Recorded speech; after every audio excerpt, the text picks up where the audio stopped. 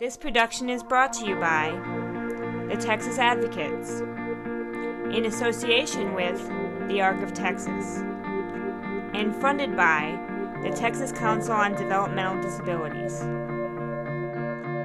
This is a production of the Peer-to-Peer Project.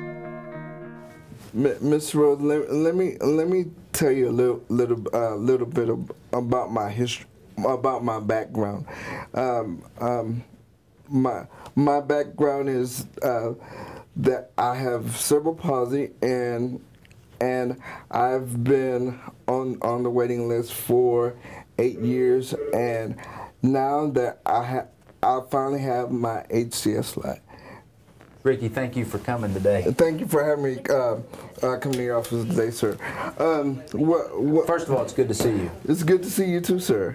What I come today, I have some information for you. Wonderful. And what the information is, it's about our waiting list.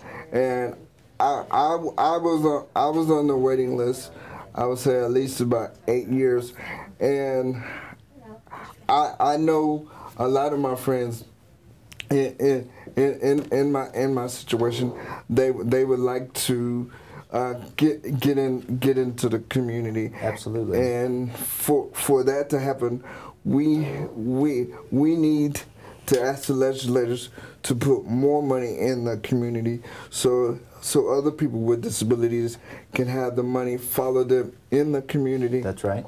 And don't let no more go into the state schools, because I believe for it to go into the state schools, it's just a waste of time. Where were you waiting during those 8 years? I lived in different facilities. Mm-hmm. In the Austin area, Ricky? No. Elsewhere? I lived all over. Like, my first place I lived in Galveston, Texas, and from Galveston, I was in Galveston for a couple of years. Then after Galveston, I went to Port Arthur, and after Port Arthur, I graduated from high school in 1986. Then after I graduated from high school, I went home for a while. But myself or my family, we did not know anything about the group homes or anything. Sure. So sure. After that, I went to another facility in West Columbia, Texas. I know West Columbia. Yeah. Been there. Yeah, West Columbia is my old stomping ground.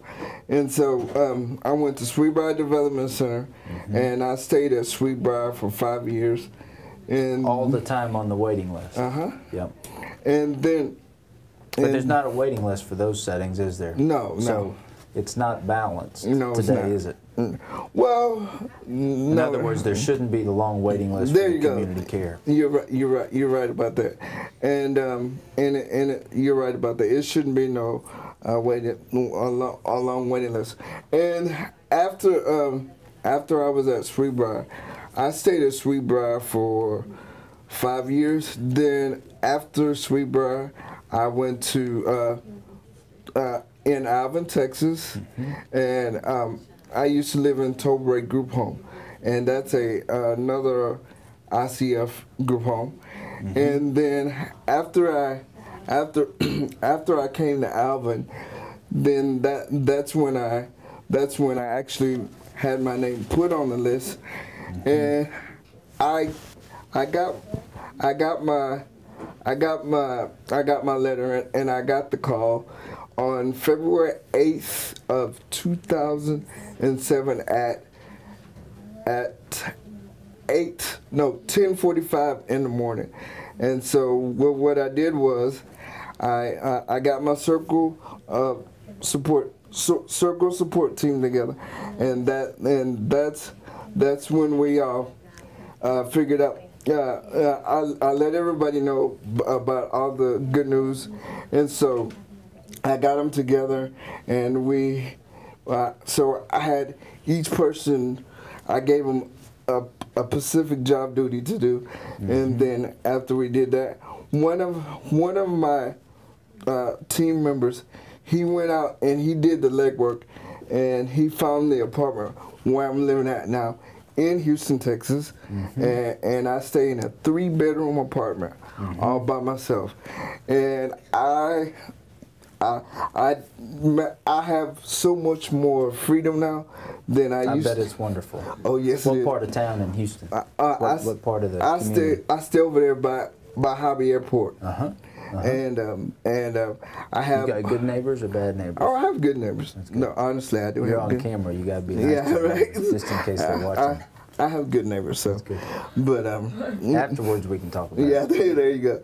But now I have, you know, I can have my family and friends come over. I think that's wonderful. Yeah, that is. And honestly, to have my family and friends come over, that means more to me than anything. Is because I have my freedom. To come to your home. Yeah, and I can decide who comes in my door and if I don't want company, they don't come in. That's right. So that's. Well, are we going to be able to work together this session to get more money for community services? Yes, we will. Good. Yes, I want to work with you on that. I think it's very, very important. And actually, I have one of my business cards. So let me give you one of my business cards. And no, give me the wrong one. That's okay. Sorry. I like your jacket. Thank you. So feel free to email me, give me a call, and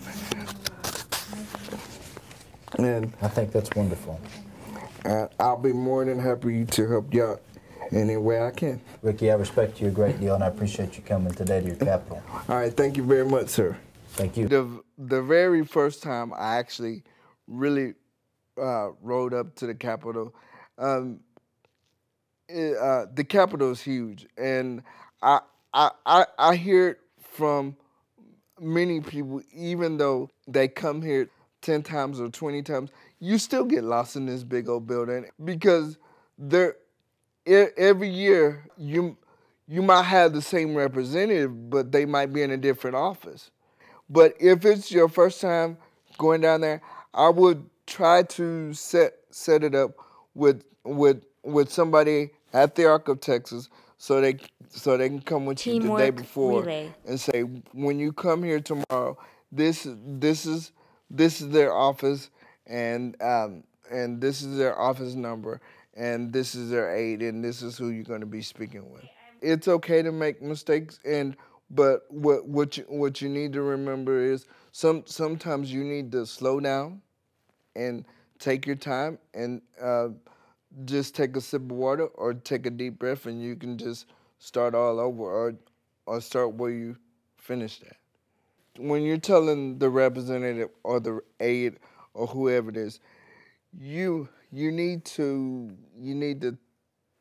tell them how important the issue is to you. When I'm telling my own story, and they actually see me, and they're putting a face with my name or whatever, that's when it really hits home.